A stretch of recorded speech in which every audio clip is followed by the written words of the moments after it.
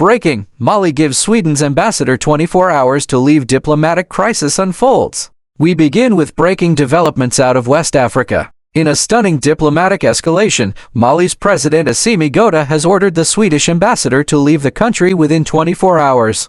The move follows a heated exchange between the two governments, with Sweden demanding that Mali sever ties with Russia or losing its foreign aid. President Goïta responded swiftly and unequivocally, declaring that Mali would not cut ties with Russia under any circumstances. According to government insiders, Goïta reportedly rejected what he called conditional charity and emphasized that the era of foreign powers dictating African alliances is over. This latest move underscores Mali's firm alignment with Russia, which has played an increasingly active role in the Sahel region, particularly as the nations of Mali, Burkina Faso, and Niger seek to distance themselves from France and assert their sovereignty. Goïta defended the partnership, highlighting Russia's support during what he described as a critical break from neo-colonial control. Shout out to our dear subscribers. To our non-subscribing friends, your support is as valuable. If you can take a second to hit the subscribe button, that will be fantastic. Across the border in Burkina Faso, President Ibrahim Traoré is once again calling for African unity.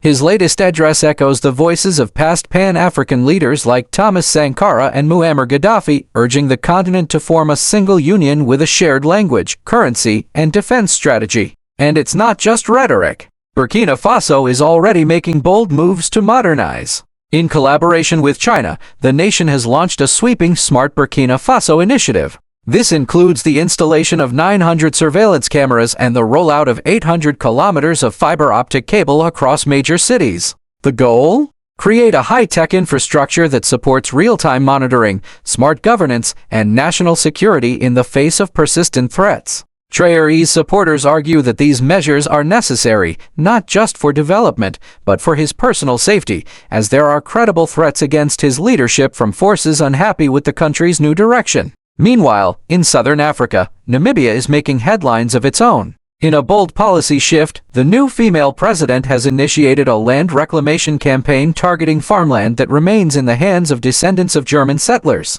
This move follows the nation's first official remembrance of the early 20th century genocide committed by German colonizers, during which over 100,000 indigenous people were killed. Despite Germany's 2021 acknowledgement of its colonial crimes and a financial pledge of over $1 billion in reparations, Namibian leaders argue that land justice has not been served. Now, they're taking direct action to restore what they say was stolen through bloodshed and displacement. These actions signal a broader awakening across the continent, a reassertion of sovereignty and ownership over land, resources, and partnerships. The narrative is shifting from dependency to defiance, from silence to self-determination. Back in Europe, geopolitical tensions continue to escalate. Ukrainian President Volodymyr Zelensky has vowed ongoing surprise offensives against Russia, claiming a recent unannounced attack left Moscow stunned during what was supposed to be a ceasefire negotiation. NATO has thrown its full support behind Ukraine despite global concerns about escalation.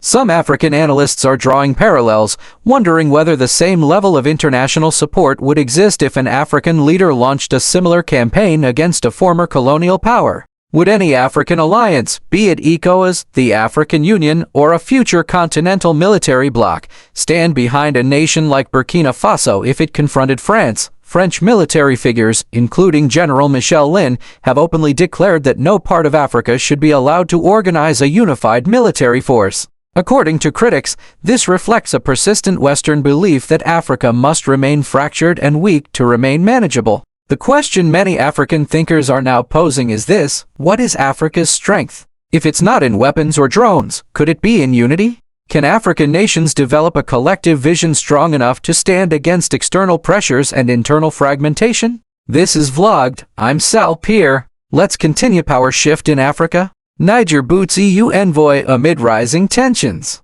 Diplomatic tensions escalate. Niger expels European Union representative amid controversy over aid distribution. Is this a bold move for sovereignty or a dangerous diplomatic rift? We break it down. The Republic of Niger has expelled the European Union's ambassador amid a growing diplomatic rift surrounding foreign aid, governance, and national sovereignty. The flashpoint: unapproved humanitarian aid. Niger's transitional military-led government took sharp issue with the European Union after it allocated 1.3 million euros in humanitarian aid without prior consultation. The aid was intended to support flood victims in the country. However, Niger's government rejected the approach, accusing the EU of sidestepping local authorities and distributing funds directly through NGOs. In a public statement, Niger criticized the European Union's actions as lacking transparency and disrespecting national sovereignty. The transitional government also demanded an audit into how the aid was managed. In response, the European Union strongly rejected the accusations and recalled its ambassador for consultation, citing what it called a direct challenge to its humanitarian efforts. The broader context: coup fallout and suspended aid. This isn't an isolated spat. It stems from deeper geopolitical tensions dating back to July 2023, when General Abdurrahman Chiani overthrew then-President Mohamed Bazoum, citing corruption and Western exploitation of Niger's resources, particularly uranium. Bazoum was widely seen by many in the region as a Western ally. Since his ousting, France and the EU have suspended nearly $1 billion in combined annual aid to Niger, citing the need for a return to constitutional order. Now, critics in Niger say this funding was never purely humanitarian, that it came with strings attached and was designed to secure foreign access to resources under compliant leadership.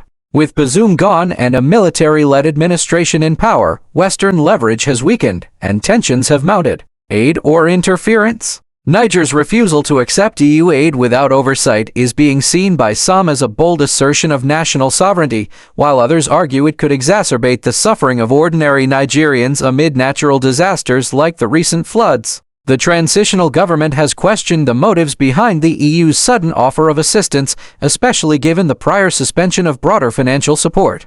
Analysts say Niger views this move as potentially undermining its governance, or worse, as a covert strategy to sow instability. One official compared it to a hostile actor giving money directly to a child in a household to bypass the parent, a clear metaphor for perceived EU interference. The Sahel shift, confederation, and regional realignment. This standoff is emblematic of a broader trend in the Sahel region. Niger, Mali, and Burkina Faso, all now ruled by military governments, have formed a confederation, stepping away from ECOWAS, the West African Economic Bloc, which they accuse of being a proxy for French influence. In January, the trio announced new policies promoting regional unity, including eliminating cell phone roaming charges across their borders and strengthening intra-African cooperation. These countries are charting a path away from Western alignment and toward a new model of African self-determination, one that prioritizes sovereignty over foreign aid, even if that means cutting ties. As the European Union recalls its ambassador and reassesses its relationship with Niger, the message from Niamey is clear: if you're going to offer support, it must come with respect for our sovereignty, or not at all. We'll continue to monitor the fallout from this diplomatic rift and its implications for the region. Blog ND, I'm Sal Pierre. Stay informed, stay critical. Thank you for watching. Please remember to subscribe to the channel, like and share our videos. We appreciate your support so much.